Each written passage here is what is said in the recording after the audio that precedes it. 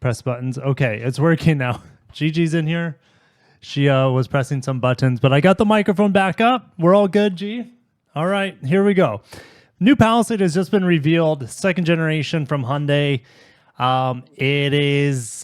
It's going to be quite the ordeal. All right, well, new powertrains, we don't have details on that. We will have details soon. This is how Hyundai likes to do it. They like to reveal the design first, and then they reveal details for the specific market that it's going into. Of course, Korea typically gets the news first. The Palisade is built in Korea, I believe at the Ulsan plant, and the Kia stablemate, or you could say sibling, is built here in North America, I believe in Georgia. All right, so let's get into the design here of the new Palisade. Okay, well, the side design, it looks like a bigger version of the Santa Fe. All right, maybe I should pull up the Santa Fe for you guys. All right, so with the Santa Fe up, I would say the Palisade, oh man, there's some aspects I really like about the Santa Fe. I like how aggressive it is with the hard lines, the fender arches, the really boxy rear end. Now, both of these are 3-row crossovers. So what's got to give? Well, the Palisade had to get bigger since the Santa Fe got bigger. Everything's getting bigger. Everyone's going to be driving a bus by the time I'm dead. But holy cow, we got 21-inch wheels. The wheelbase has gotten longer here on the Palisade for this new redesign. We'll talk about colors here in a little bit. Now, what I found interesting is I couldn't find this release on any of the press pages or any of their official media pages or newsrooms. So I don't know where this is officially at, but these images are out there, so I'm sharing what I got. All right. So very blocky front end design, complete departure from the old design. Now the A-pillar, the window design is so much different. Okay. Do you guys want me to pull up the previous model? All right. Previous model up top, new model down below. Okay, they removed the Hyundai badge from the grille. They brought it up top. That is an excellent idea.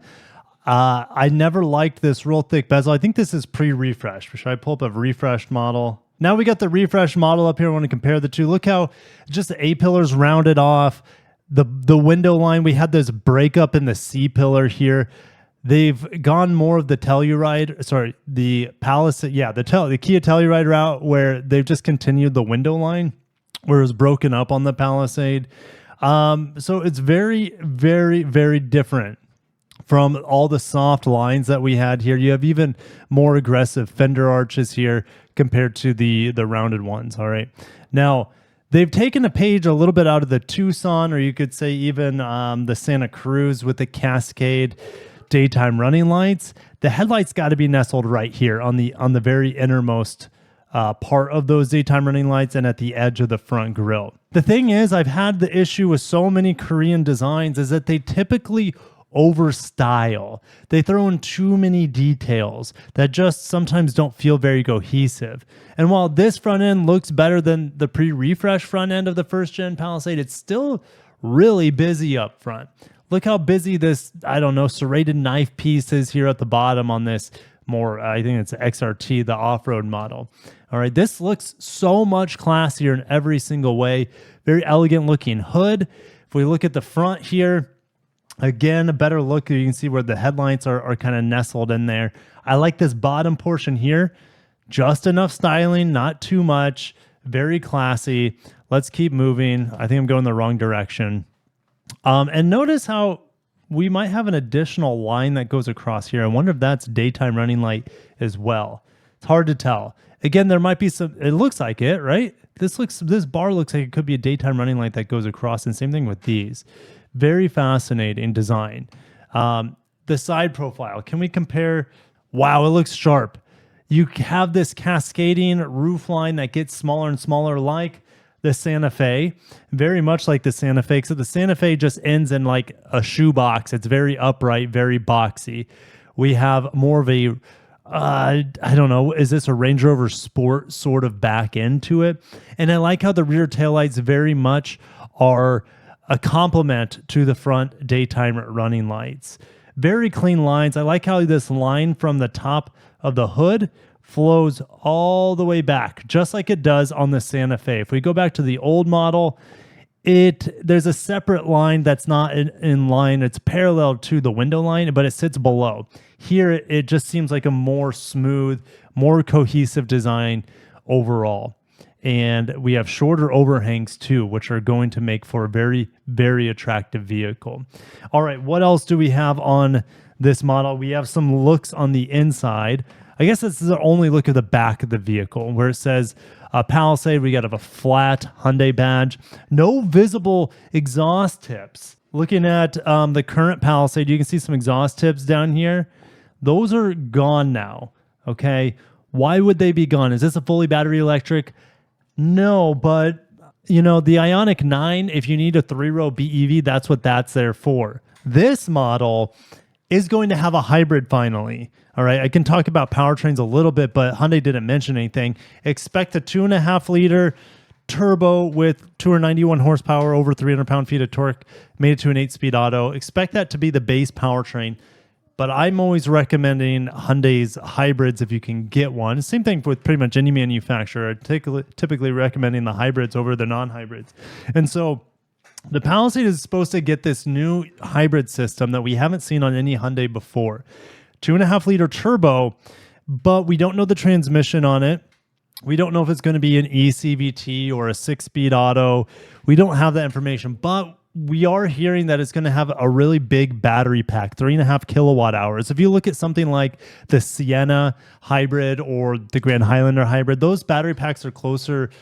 They're just less than 2 kilowatt hours. So you have almost double the battery capacity for a hybrid. What does that do? Well, your city fuel economy in theory can go up because you can regen a lot more. And so if you can regen more, let's say when you're braking, then you can use that stored energy to help with acceleration. That's where fuel economy suffers most, is when you're trying to accelerate. And when you're steady state, on an internal combustion engine, steady state is very, very efficient. Also, that large battery pack should provide good vehicle to load, where you can be powering things like grills or charging your e-bike at a campsite. Whatever is electrified should be able to be charged quite efficiently with this sort of robust hybrid powertrain. I hope to get more details on it soon, but I'm really liking what I'm seeing here from just about every angle. And I just noticed this. Notice this window trim line here at the top.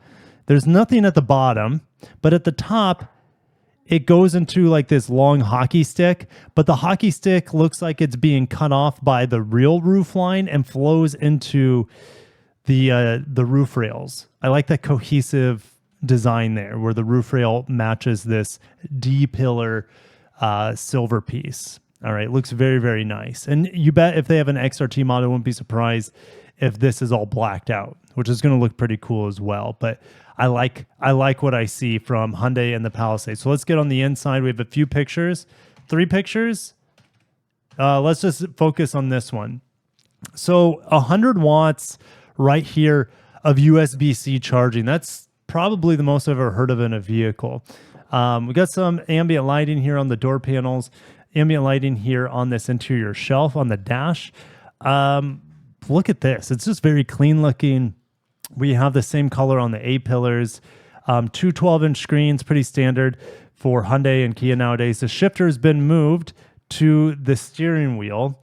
I don't remember. Let me pull up an old Palisade. Yes, check this out. It was push button like a Honda. All right. This interior is okay, but this interior, heck yes. You know, it's the last vehicle I was in that kind of reminds me of this interior. And this is a compliment, a huge compliment to Hyundai here, was the Century SUV at the Japan Mobility Show. Century SUV is going to cost 2, 3, 4 times more than this vehicle, and the interior design and materials look similar. Build quality is not going to be close to the Century, but in terms of aesthetic appeal, it's very, very similar to that Century SUV. So we have rotary dials here, and it's hard to tell if this is touch capacitive or physical buttons.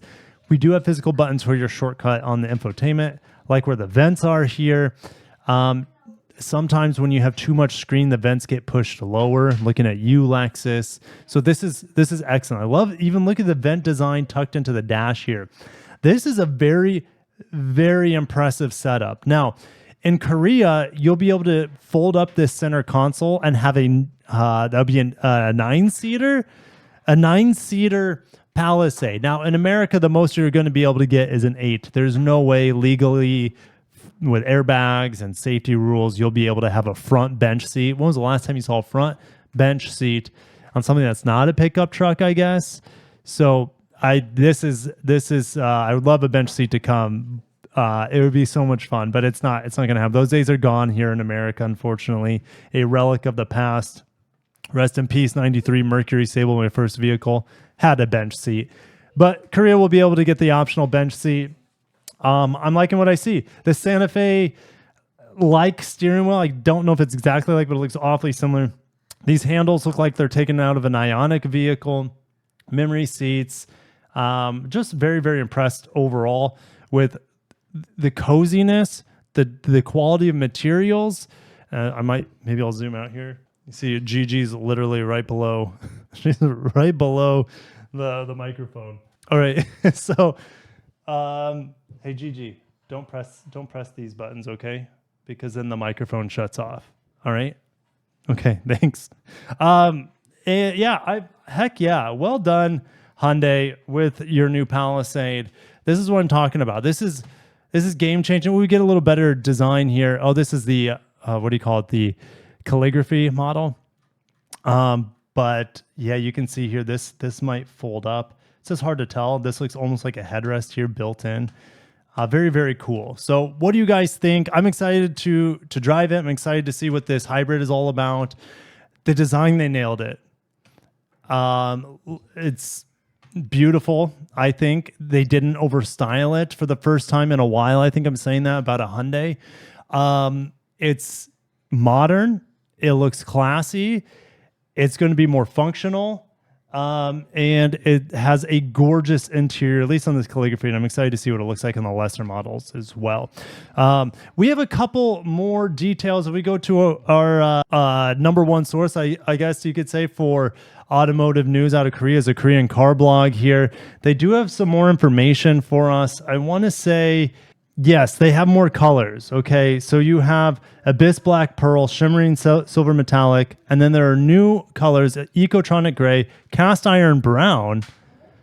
Love me some cast iron, but my cast iron's all black at home, and that's what I use on a daily. Galaxy Maroon, Classy Blue. Interior colors: black, one tone. My least favorite interior. Oh, my camera's going to die soon, so I got to hurry it up. Gray two-tone and navy two-tone. So very, very exciting. And I'll see you guys in the comments. And I better shut this off before my mic gets cut off. So thank you guys. Catch you in the next one. Peace.